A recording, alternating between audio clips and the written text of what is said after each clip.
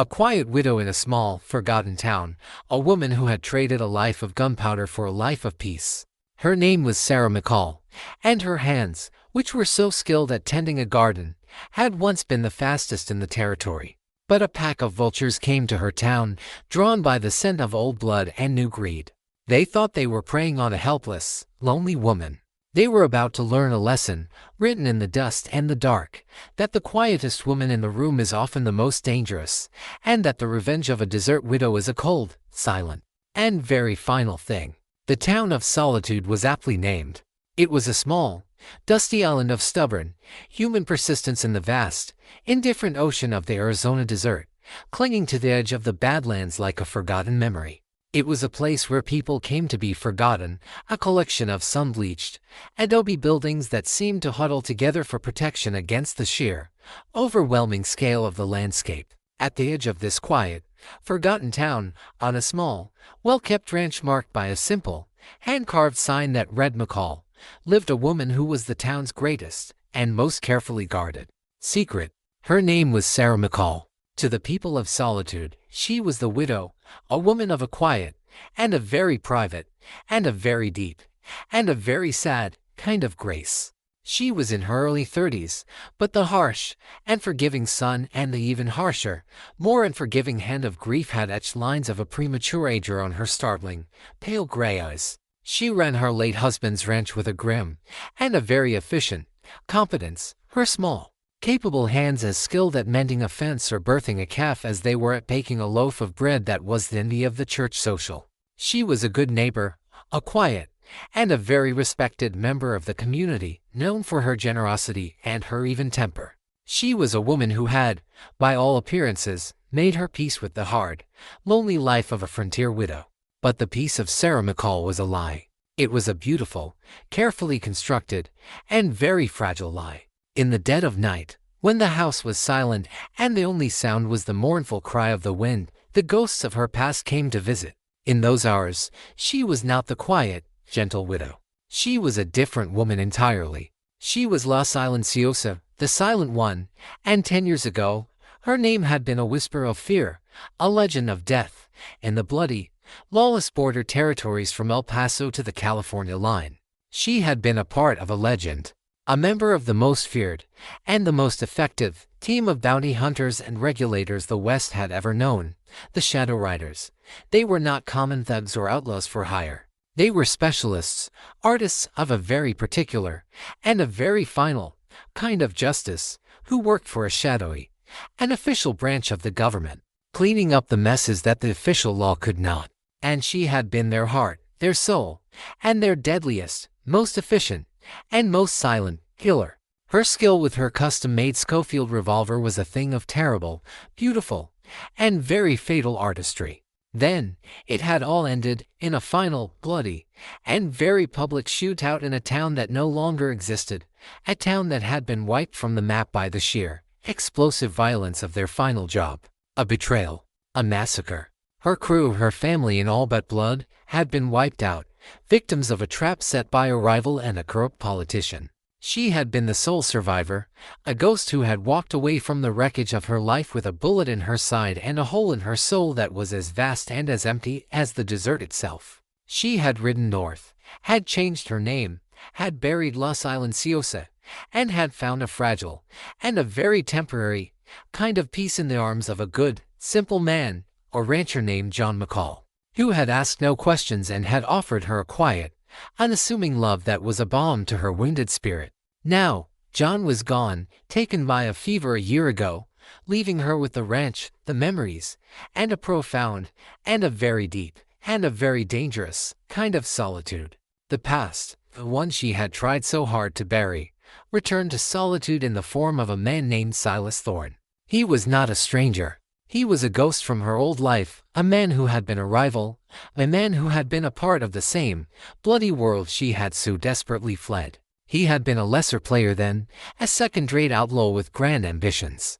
But in the 10 years since the massacre that had ended her old life, Thorne had grown, had prospered, like a vulture feeding on the carrion of a dying frontier. And now, he was the leader of his own, new, and very vicious gang of outlaws, the Vulture Pack.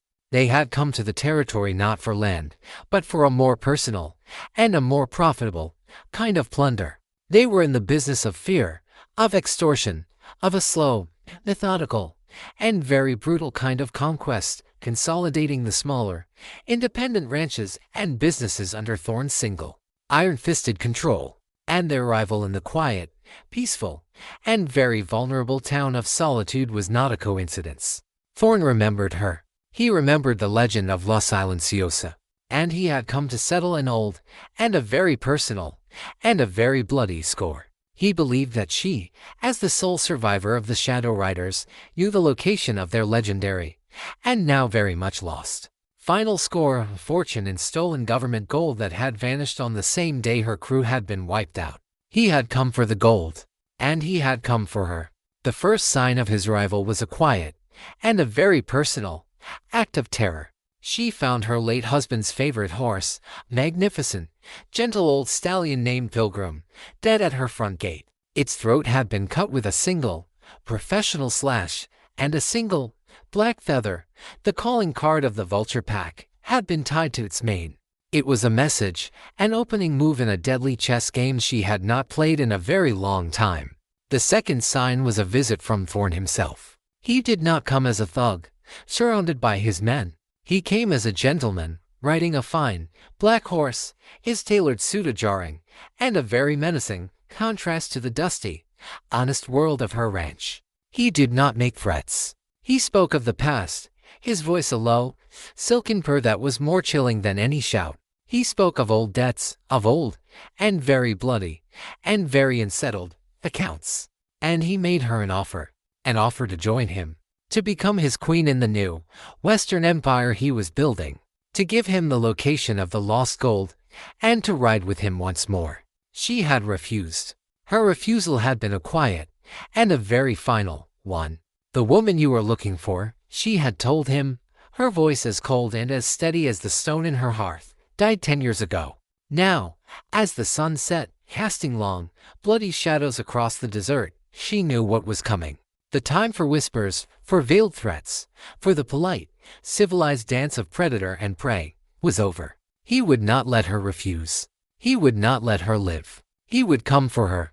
He would come to tear the secret of the gold from her, and then he would destroy her, and her quiet, peaceful, and very fragile world. She stood on the porch of her small, quiet, and very much beloved home, a home that had been her sanctuary, her haven, the tomb of the woman she used to be. She looked out at the vast, beautiful, and very unforgiving desert. She was alone. The townspeople of Solitude were good folk, but they were not fighters. They were sheep, and the wolves were at their door. She went inside. She went to the large, cedar chest at the foot of her bed, the chest that held her wedding dress, the ghost of a happy, and a very brief, life. Beneath the dress, wrapped in oilcloth, was the ghost of a different life. She unwrapped it. Her gun belt, her gun, a custom-made, silver-inlaid Schofield revolver, its action honed to a hair-trigger smoothness by the best gunsmith in New Orleans, its balance a perfect, deadly thing in her small, capable hand. She had not touched it in 10 years. But her hand, it remembered. The feel of the polished, worn grip was a thing that was as familiar, and as natural, as her own heartbeat. She strapped on the gun belt, its weight a familiar, and a very terrible, and a very welcome comfort. She was no longer just the widow of Solitude. She was no longer just a memory. She was La Silenciosa, and she was about to deliver her own, very quiet, and a very final, and a very personal sermon. A sermon of a silent, and a very deadly, and a very righteous, kind of revenge. The day after Silas Thorne's venomous, silken visit was a day of profound, and very deliberate, transformation. The sun rose on a world that was, for Sarah McCall, fundamentally and irrevocably changed. The quiet, grieving widow, the woman who had spent a year tending to the gentle, healing routines of her ranch, was laid to rest, buried under a new, hard layer of cold, and very practical, resolve. In her place, La Silenciosa, the woman of action and calculated purpose, was resurrected.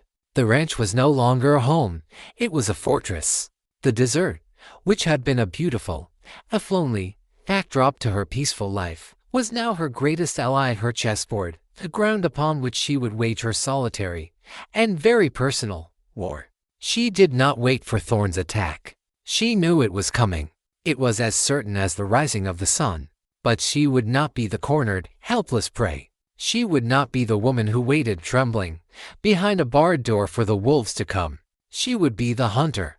And her first act was to draw a very clear and a very deadly line in the sand, a line that would announce her return to the world she had so desperately tried to escape. She spent the morning in a state of cold, focused, and very efficient activity. She was not a woman who was panicking. She was a professional preparing for a job, her mind a cold, clear instrument of tactical analysis. She moved through her small, well-kept house, and she saw it not with the eyes of a homemaker, but with the eyes of a tactician. She saw the fields of fire from her windows, the blind spots in her defenses, the vulnerabilities that a man like Thorn would seek to exploit. She took her late husband's heavy Winchester rifle and his double-barreled shotgun from the gun rack over the hearth.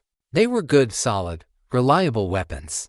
She cleaned them, her movements a familiar, practiced, and very muscle-deep ritual that she had not performed in a decade, but which her hands had not forgotten. She created a series of firing positions throughout the house, a gun at every window, a box of ammunition at every station, turning her quiet, peaceful sanctuary into a veritable, and a very deadly, death trap.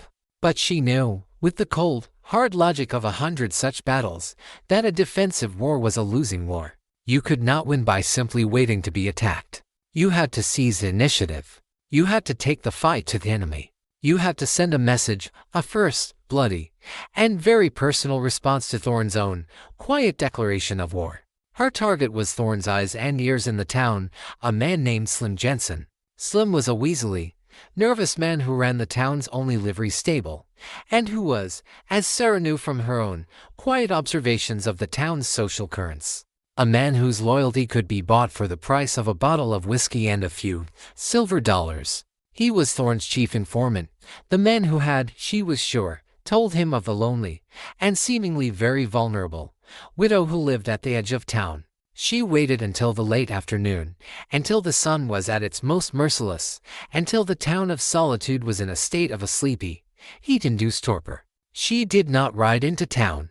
To do so would be to announce her presence. She walked. She moved with a silent, ghost-like grace, her Schofield revolver a hidden, but a very potent, presence under the simple, black shawl she wore. She was a shadow, moving through the shimmering, heat-hazed world. She found Slim in the cool, hay-scented dimness of his livery stable. He was dozing in a chair, a half-empty bottle of cheap whiskey in his hand, his mouth agape, a low, rumbling snore escaping his lips. She did not wake him with a word. She did not wake him with a touch. She woke him with the cold, hard, and very unmistakable feel of the muzzle of her Schofield pressed against his temple. The man's eyes flew open, his body jolting with a surge of pure, adrenalized terror. He saw the woman, the quiet, harmless widow he had so casually betrayed, and in her eyes, he saw not the gentle, grieving soul he had expected, but the cold, dead, and utterly emotionless eyes of a killer. He saw the ghost of a legend he had only ever heard stories about. "You will tell me everything, Slim," she said, her voice a low, quiet whisper that was more terrifying than any shout. "You will tell me about Thorn, his men, their numbers, their plans, their weaknesses. You will tell me everything you know. Or this, right now, will be the last, and the very quietest, moment of your miserable life." The man was not a fighter. He was a coward, a snake.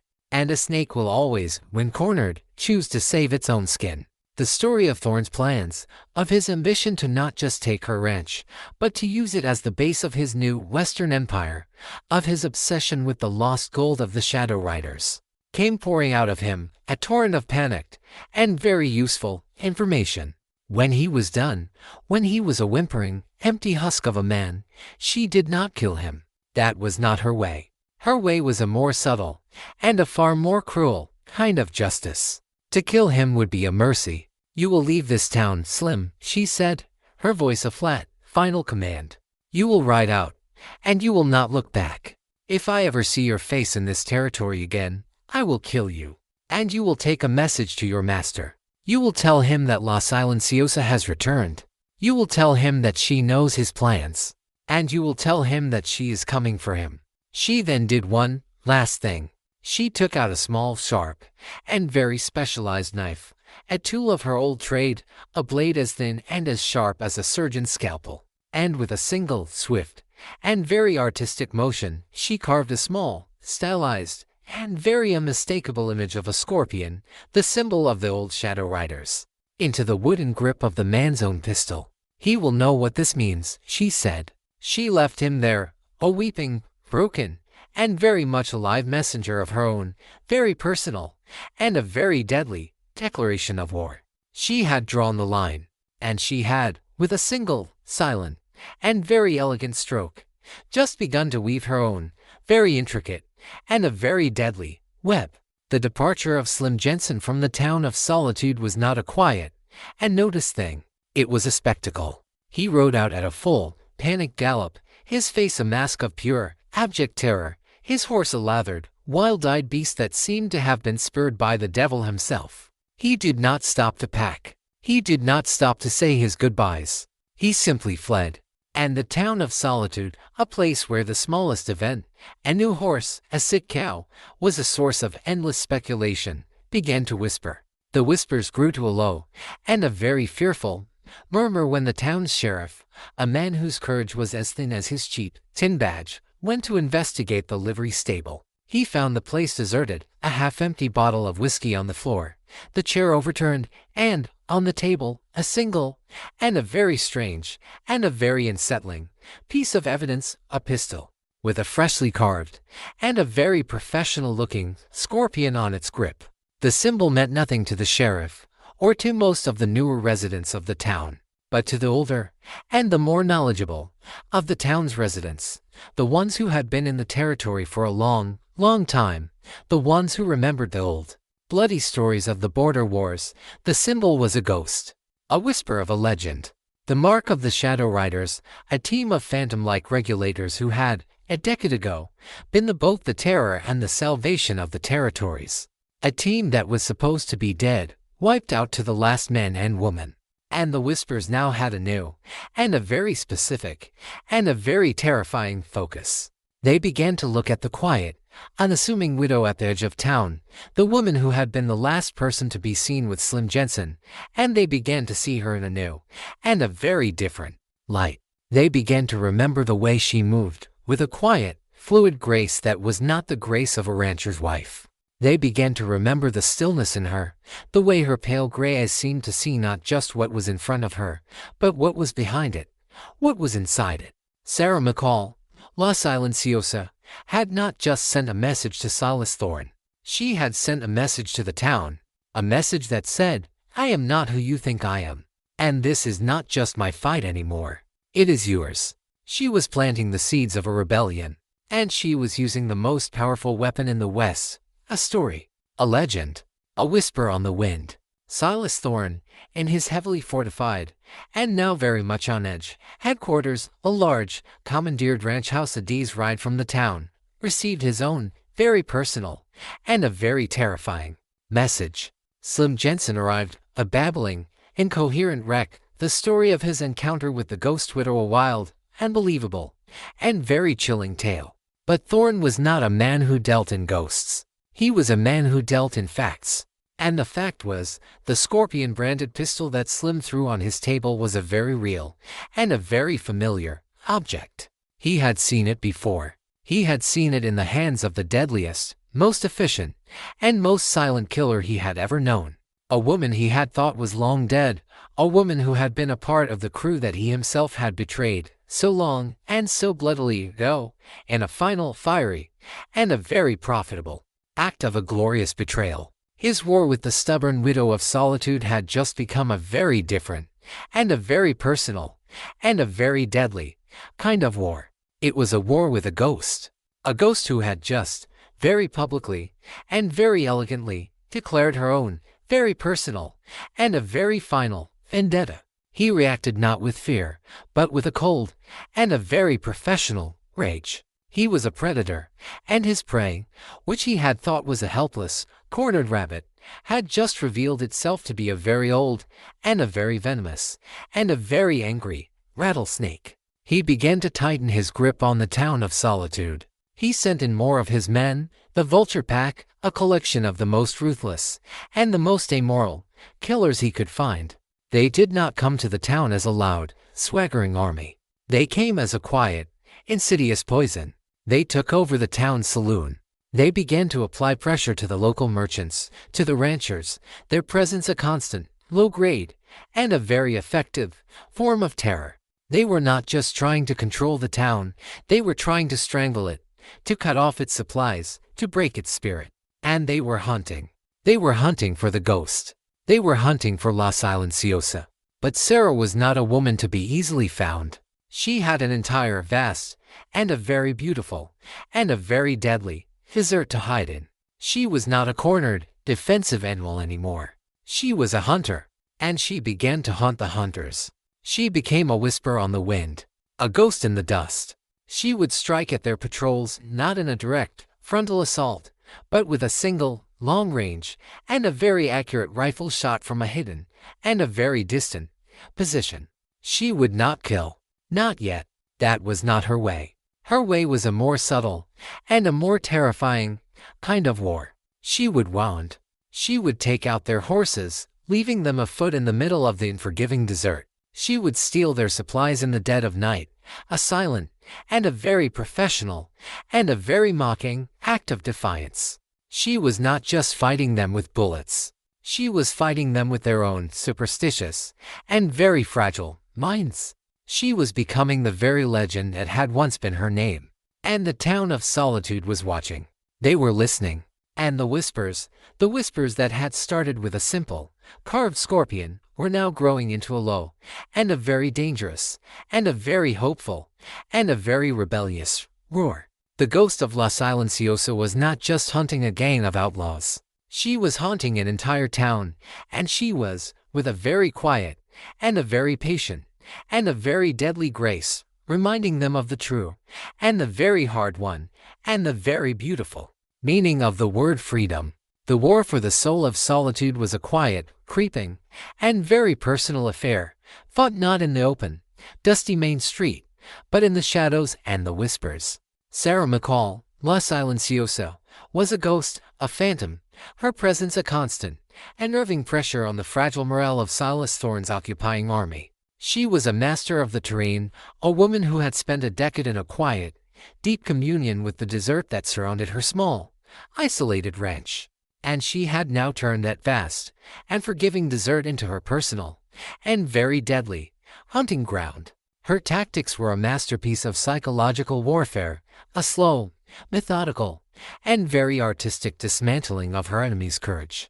She was not trying to win a war of attrition, to kill all of Thorne's men.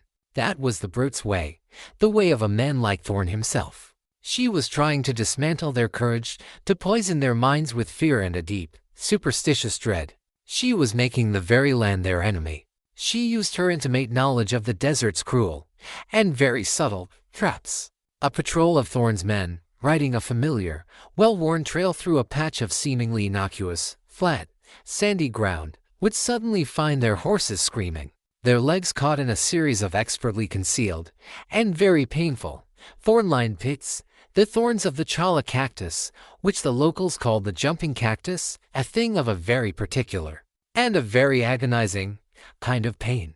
They would not be killed. They would be left afoot, miles from water, their horses hopelessly lamed, with the nerving, and very clear, message that their enemy had been close enough to touch them, and they had never even known it.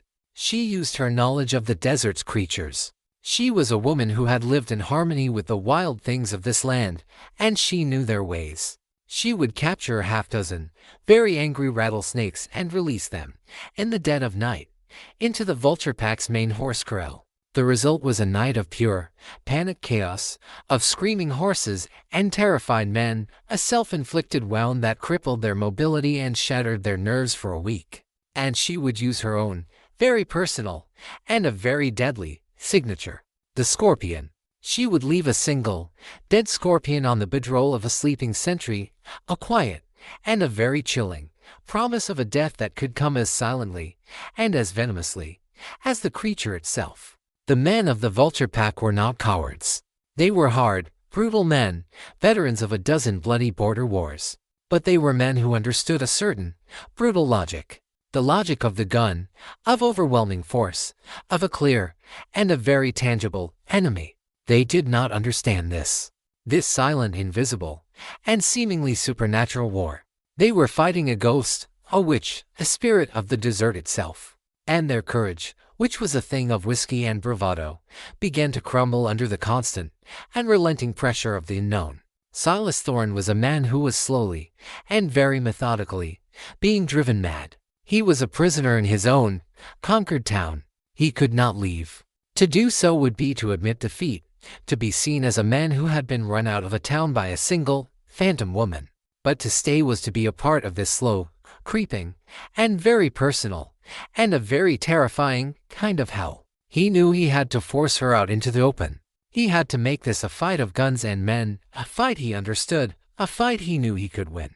He needed bait, a bait so precious, so irresistible, that the ghost would have no choice but to show herself. His eyes fell upon the town itself, the townspeople of Solitude. They were her weakness, her one, single, and very human connection to this world. They were the source of her legend, the whispers that were now her army. He would silence the whispers. He decided to make an example, a brutal, public, and a very final one. His target was the town's blacksmith, a man named Ben, a man who had in a quiet, and a very stubborn, and a very foolish way, shown a spark of defiance. Ben had refused to shoe the vulture pack's horses. A small, but a very public, act of rebellion. An act that, in Thorne's now paranoid mind, was a sign of a deeper, and a more organized, resistance. Thorne sent 4 of his men, led by his most brutal, and his most loyal, lieutenant, a man named Carver, to the blacksmith's forge. They did not go to arrest him. They went to deliver a message. They dragged the blacksmith out into the street. They broke his hands, his tools, the very instruments of his trade, his identity, with their own heavy and very unforgiving hammers. They left him a broken, weeping wreck in the dust of the main street, a living, breathing testament to the price of defiance. It was a brutal and a very effective act of terror. The small, fragile spark of rebellion that had been growing in the town was extinguished, drowned in a new, and a very real, and a very personal, flood of fear. From her hidden perch in the high rocks that overlooked the town, Sarah McCall watched. She saw the brutal, public, and very personal destruction of a good and an innocent man. She saw the fear, the despair, the final crushing of the town spirit, and her own cold, professional detachment, the thing that had been her shield, her armor, for so long, the thing that had made her La Silenciosa, was finally and irrevocably shattered. The scorpion's sting had been a thing of subtle, and of a very clever, and a very patient poison. But her enemy had just responded not with a sting, but with a hammer. And she knew, with a new cold, and a very clear, and a very final certainty, that the time for whispers was over. The time for ghosts was done. The time for a final, and a very bloody, and a very personal, and a very public war was at hand. She was no longer just a hunter. She was an avenger, and she was about to deliver her own, very final, and a very righteous sermon. A sermon of a silent, and a very deadly, and a very beautiful kind of justice. The brutal, public crippling of the blacksmith was the act that changed the very nature of the war. It was no longer a chess game of moves and counter-moves, a battle of wits and whispers. It had become a raw, personal, and very bloody affair. For Sarah, the attack on Ben was not just a tactical move by her enemy.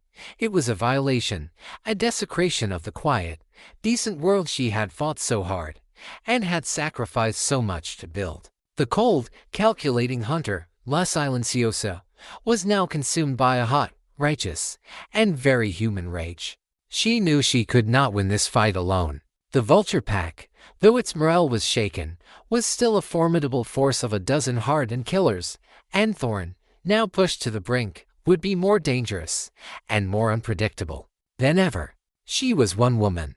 She needed an army. And she knew, with a desperate and a very fragile flicker of hope, where to find one. She returned to her ruined ranch house that night, to the place where her old life had been burned to the ground. She went to the one, single, and very much unburned object that remained, the small, stone-lined well that had been her home's source of life. She reached into the cool, dark water and pulled out a small, heavy, oilcloth-wrapped bundle that she had hidden there on the night of the fire.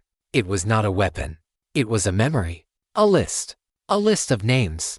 The names of the men and women who had once been her family, her crew. The Shadow Riders. Most of them were dead, casualties of the same bloody betrayal that had sent her on her own long and very lonely road to a new life. But there were 3 names on that list whose fates had always been a mystery, 3 ghosts who had, like her, simply vanished from the face of the earth. Elias, the scholar, their master of strategy and blades, a man who could dismantle an organization with a whisper and a well-placed rumor. Gideon, the ghost, their sniper, their tracker, their eye in the sky, a man who was more a part of the wilderness than of the world of men. And Marcus, the preacher, their charmer, their card sharp, their master of deception, a man who could talk his way into and out of hell itself. She did not know if they were alive. She did not know if they would come. But they were her only hope.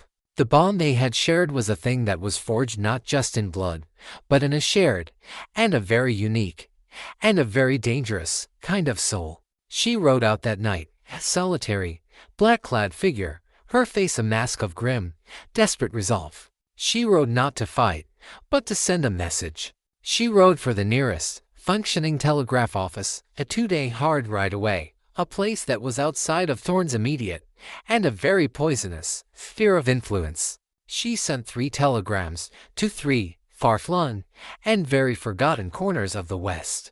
To a quiet, respectable banker in San Francisco, a man known as Mr. Vance.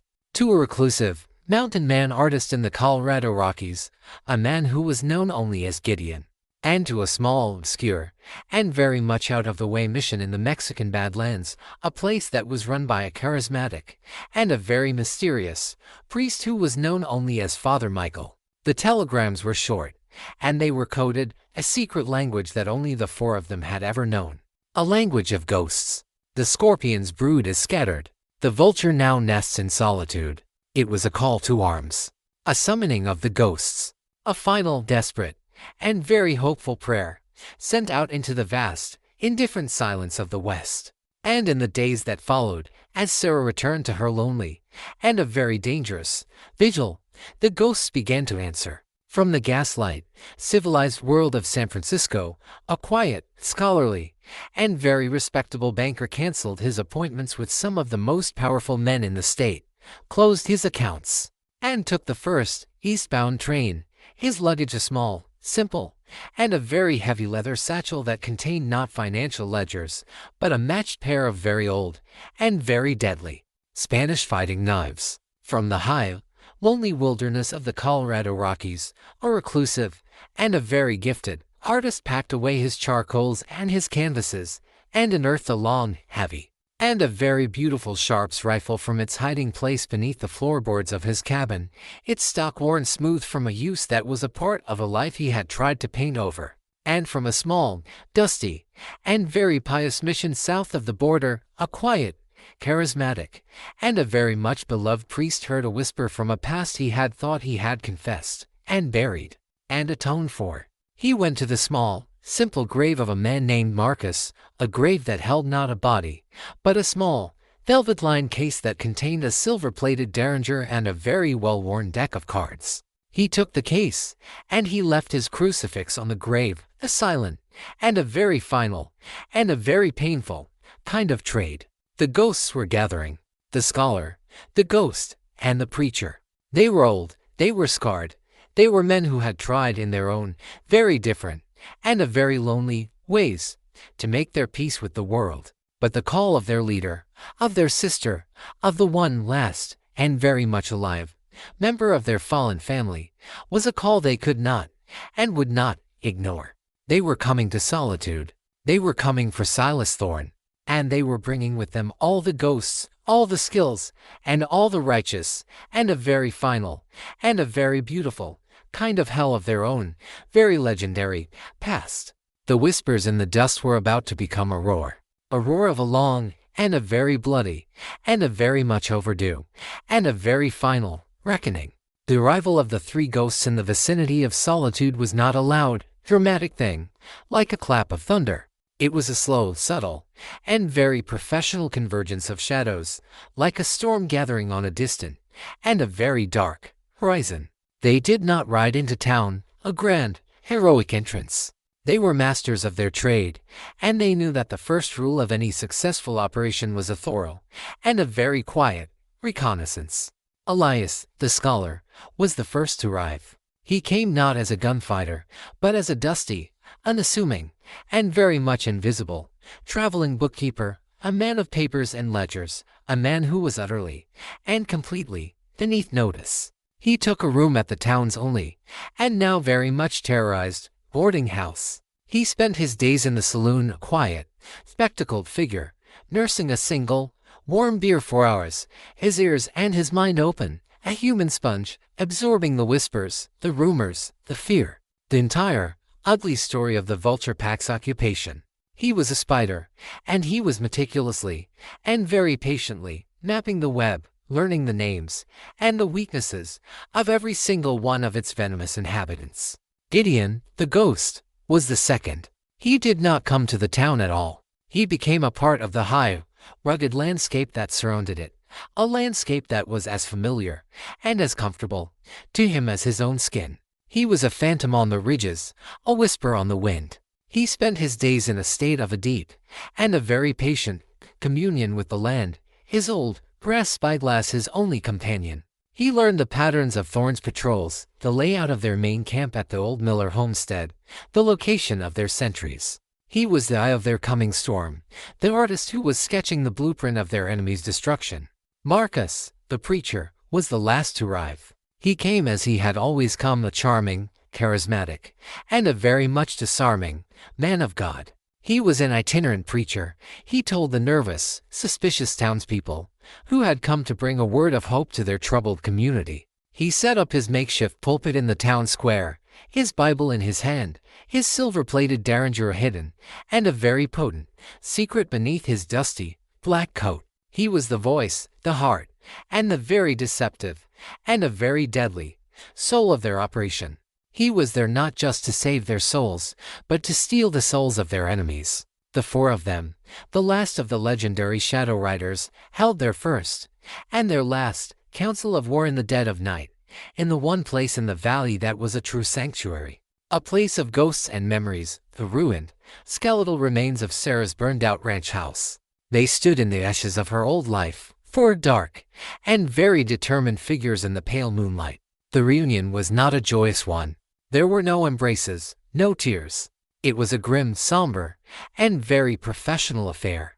They were old, they were scarred, and they were here to do a job, the one last, and very final job that they had all, in their own, very different ways, been running from for 10 long years. He has a dozen men, Elias reported, his voice a low, precise, and very analytical whisper. He laid out a map he had drawn from memory, a map not just of the town, but of the Vulture Pack's entire power structure. His main force is at the old Miller homestead, which he has fortified. He keeps a rotating guard of 4 men in the town itself, to maintain control. He is smart. He is disciplined. He is a good, and a very thorough, strategist.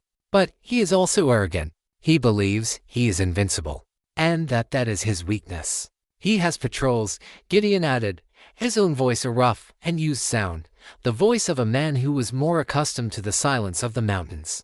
But they are predictable. They ride the same trails, at the same times, every day. They are not hunters. They are soldiers. And soldiers are creatures of habit. And his men are not loyal.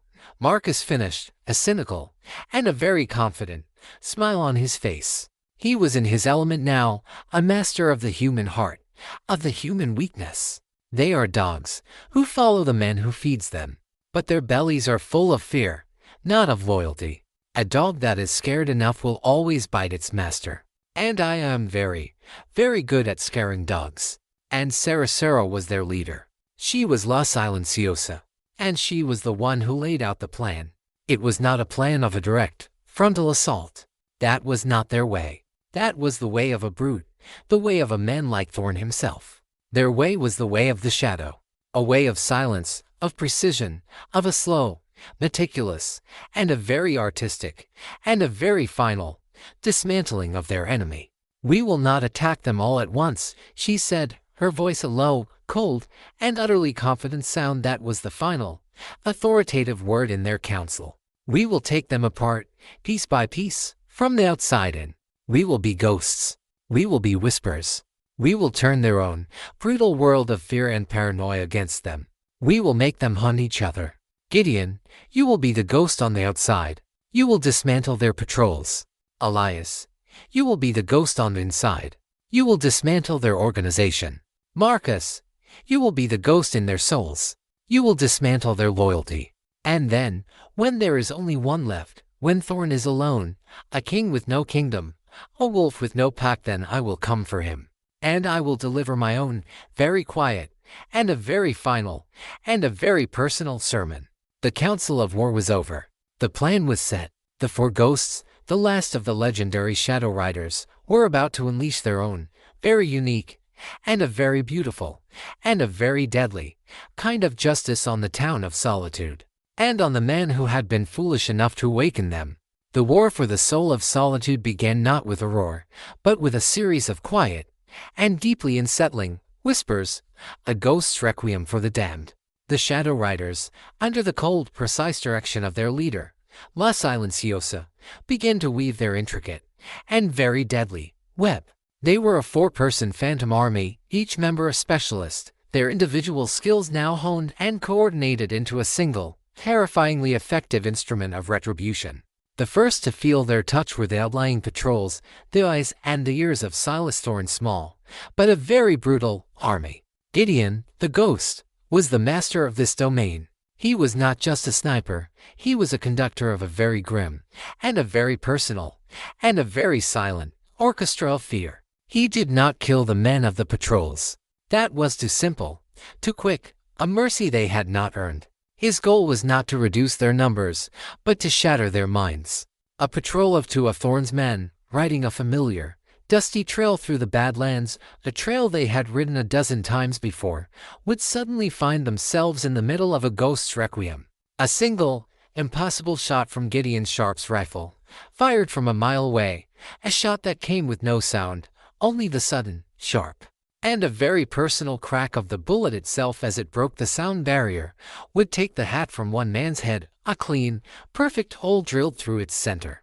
A second shot would shatter the whiskey bottle in the other man's hand, the glass exploding in a spray of a sudden, and a very final, sobriety. A third would sever the reins of their horses, the leather parting as if by a surgeon's invisible, and a very sharp, and a very deadly, scalpel. They would be left in the middle of the desert, their nerves shattered, their horses bolting, with the terrifying, and a very clear, message that they were being watched, that they could be killed at any moment, and that their unseen, and a very much supernatural, enemy was, for some, unknown and terrifying reason, choosing to let them live. They would stumble back to their camp with a story that was not of a gunfight, but of a haunting. Elias, the scholar, worked on a different, and a more subtle, front. He was the ghost in the town itself, the whisper in the dark heart of the vulture's nest. He used the information he had gathered to begin to turn the vulture pack against itself. He would plant a piece of false evidence, a forged letter from a rival gang, a lost pouch of gold that was a part of a secret, and a very much non-existent payroll. He would use his knowledge of their old festering rivalries, their petty jealousies, their deep, and a very well-founded, paranoia, to fan the flames of their own, internal, and a very self-destructive, fire. A fight would break out in the saloon, not over a woman or a card game, but over a whispered accusation of treachery, an accusation that had been born in the brilliant, and a very manipulative, mind of the scholar.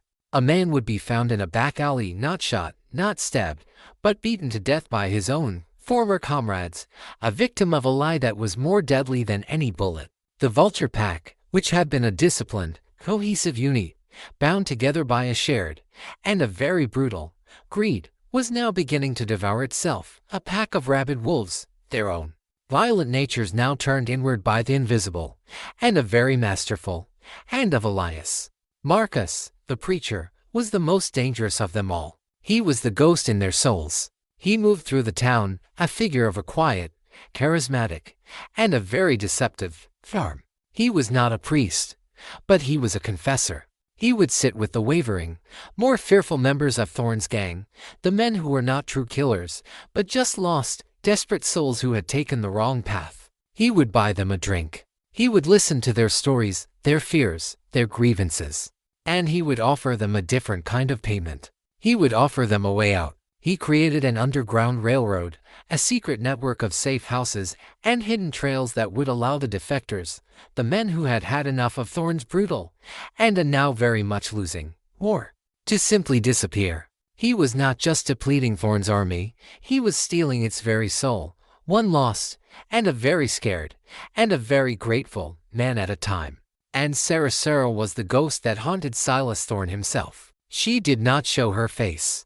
She did not fire her gun. She became a whisper, a legend, a story that was told in the hushed, terrified tones of his own, rapidly dwindling men. She was La Silenciosa, the scorpion, the angel of the Badlands. She was the reason for their fear, the focus of their paranoia, the unseen, and a very beautiful, and a very deadly, reason that their world was falling apart. Silas Thorne was a man who was living in a nightmare of his own making.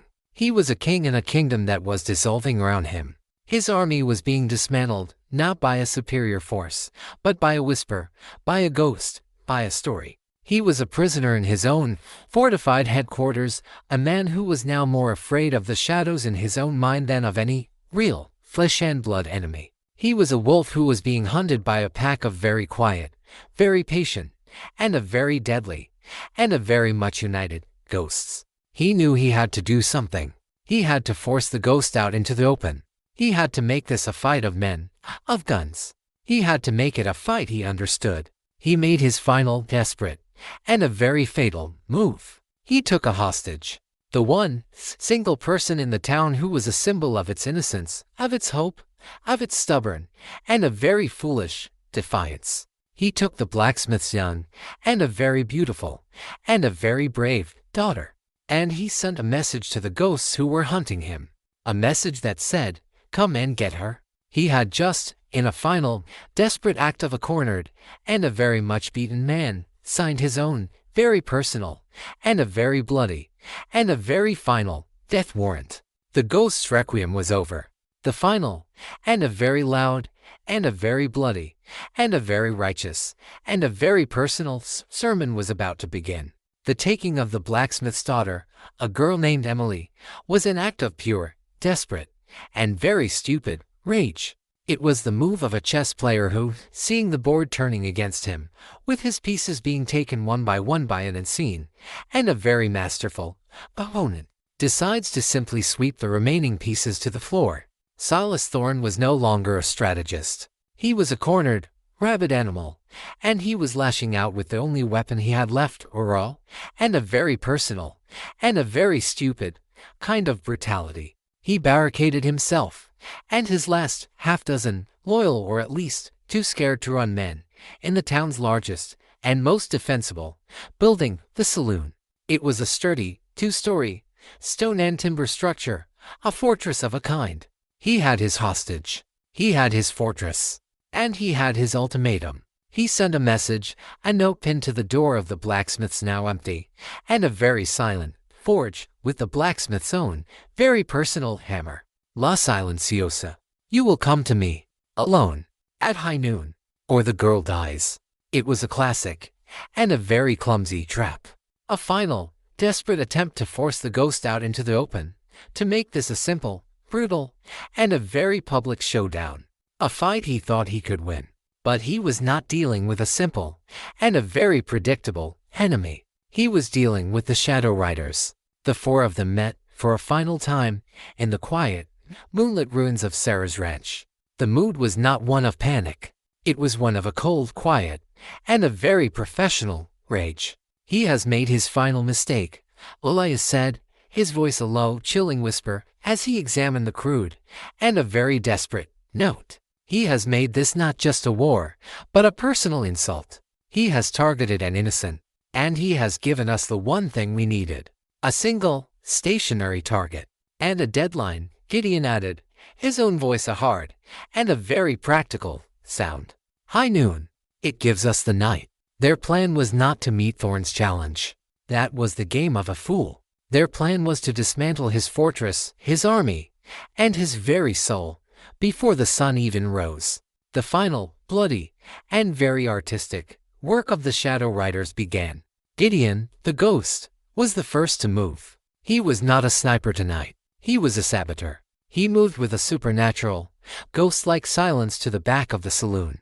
He did not go in. He went to the saloon's one great weakness. Its well. It was a deep, stone-lined well, the saloon's only source of water. He did not poison the water.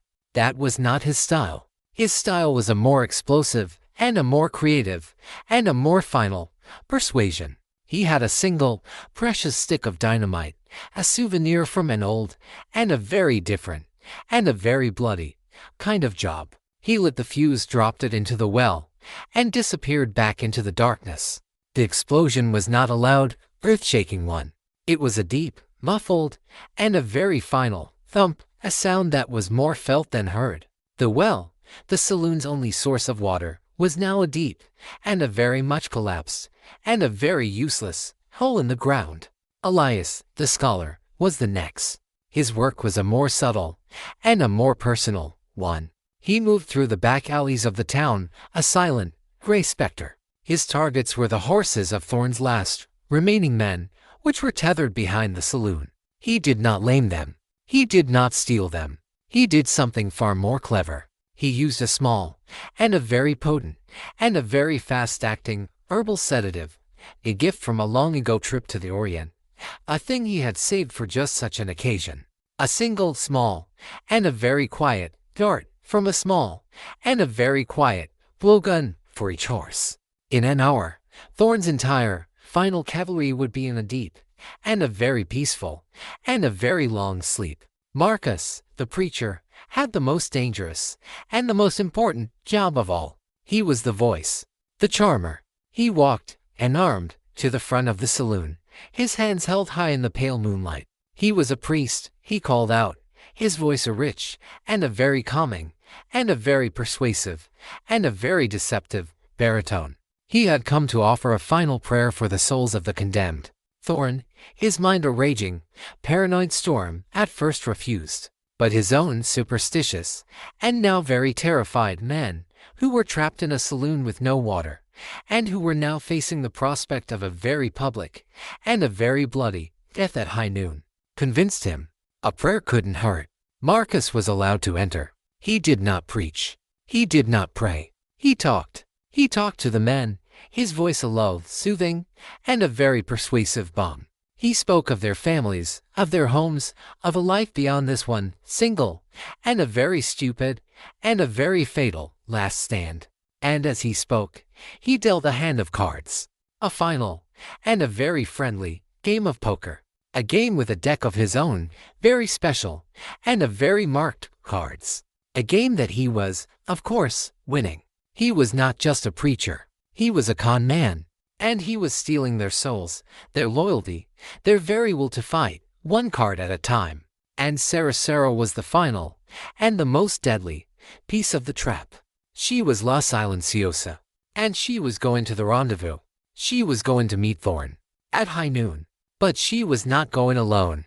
And she was not going to be the victim. She was going to be the executioner. High noon in the town of Solitude was a moment of absolute, and a very tense, and a very final, silence. The sun was a white-hot, merciless eye in a cloudless, blue sky, beating down on the dusty main street, which was empty, a stage set for a final, and a very bloody, act of a very personal, and a very tragic, play. Silas Thorne stood on the porch of the saloon, a shotgun in his hands, his face a pale, sweat-slick mask of a desperate, and a very cornered man. The blacksmith's daughter, Emily, stood beside him, a rope round her neck, her face a mask of a terrified, but a very defiant, and a very brave kind of courage. Thorn was a king on a throne of sand, and he knew it. His fortress was a prison. His water was gone, the well a collapsed, muddy ruin. His horses were in a deep, and a very peaceful, and a very long, and a very useless sleep. And his men, who were supposed to be his army, his final, loyal guard, were now sitting inside the saloon in the middle of a very friendly, and a very much losing, and a very much drunken game of poker with a very charming, and a very persuasive, itinerant preacher. His empire, and his very life, had been dismantled from the inside out without a single shot being fired.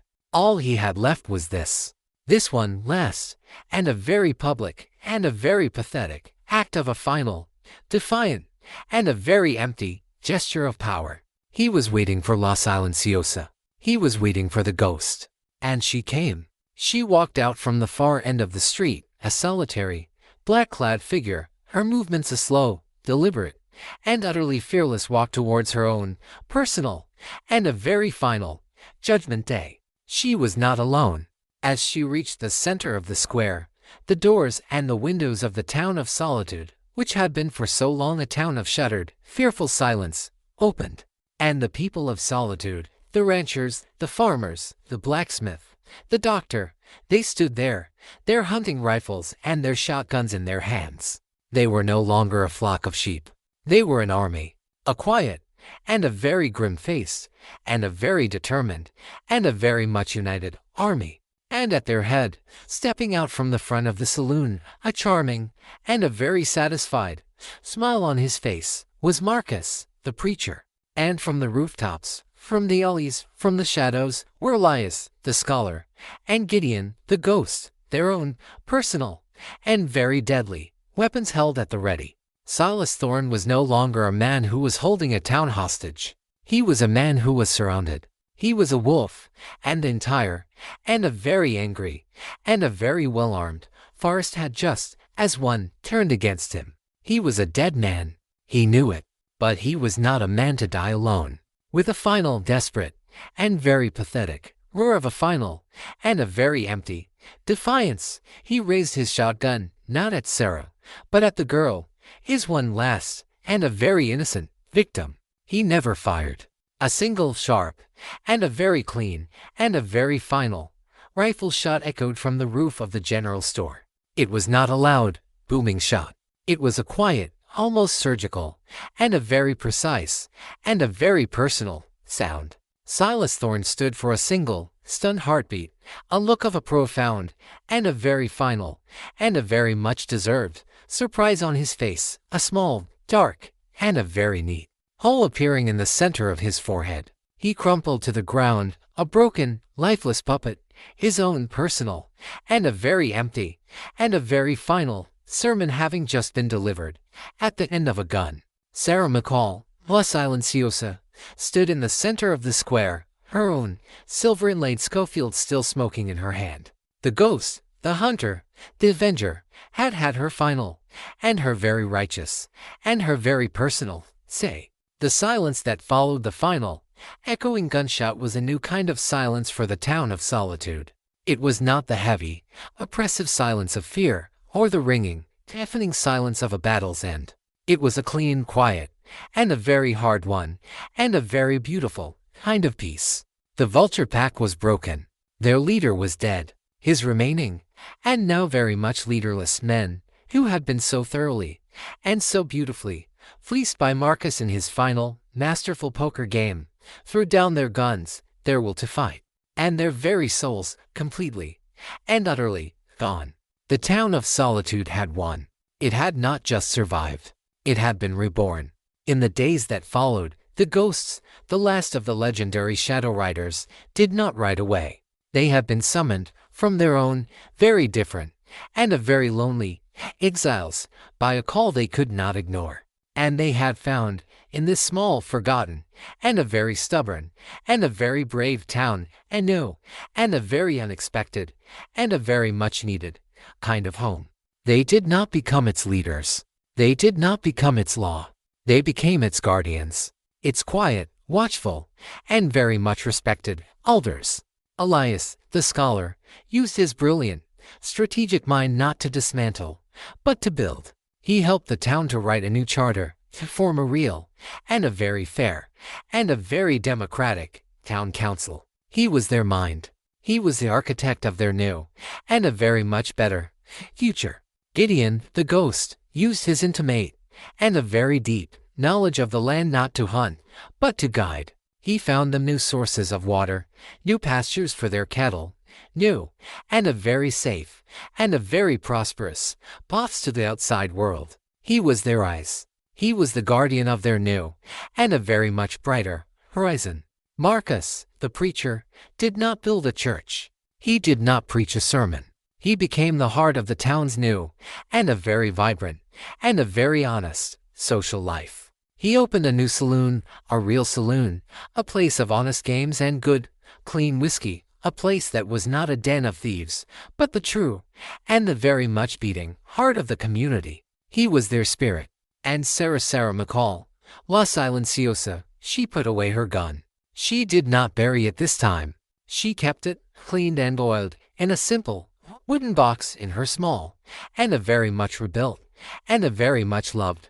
It was not a ghost of her past. It was a quiet, and a very necessary, and a very personal, reminder of the woman she was, and the woman she had, once again, chosen not to be. She was no longer the widow. She was no longer the avenger. She was the soul of the town, its quiet, steady, and very much beloved center. One evening, a year later, the four of them stood on the porch of Sarah's rebuilt, and a very beautiful, and a very much loved, ranch house. They looked out at the town of solitude, which was no longer a place of fear, but a place of life, of laughter, of a quiet, and a very real, and a very much deserved, kind of prosperity. A lone hawk circled high above in the last, golden light of the setting sun. The desert was quiet. It was peaceful. "Do you think," Sarah asked, her voice a soft, contented murmur in the quiet, "that the whispers are finally gone?"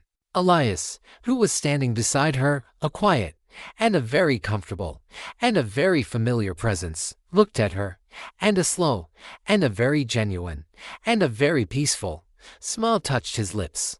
"No, my dear," he said, his voice a low, and a very gentle, and a very wise rumble. "The whispers are never truly gone. They are a part of the dust, a part of the wind, a part of us. But now we know how to answer them. The whispers in the dust were not a thing of the past.